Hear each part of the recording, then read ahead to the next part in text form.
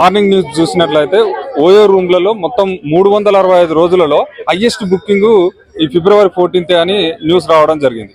దాని మీద మీ అభిప్రాయం?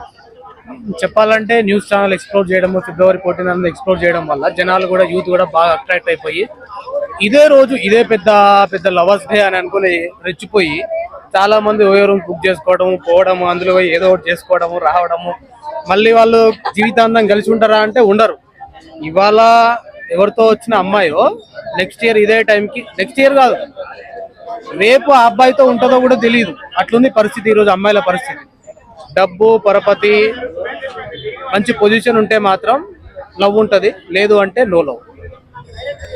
మీరు లవ్ మ్యారేజ్ కి ప్రియారిటీ ఇస్తారా, అరేంజ్ మ్యారేజ్ ప్రియారిటీ ఇస్తారా? No marriage, no marriage.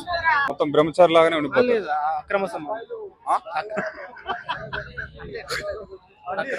అక్రమ సంబంధం. ఇప్పుడు నేను ఒక అమ్మాయిని పెళ్లి చేసుకున్నాను అనుకో, అది రేపు ఎవరితో పోతుందో తెలియదు. ఆ రోజు నాకు మెంటల్ టెన్షన్. అది బయటికి పోయి నేను అక్కడికి పోయినా అని చెప్తుంది, ఇక్కడికి పోయినా అని చెప్తుంది. ఆ మెంటల్ టెన్షన్ ధరించలేక చచ్చిపోవాలి నేను.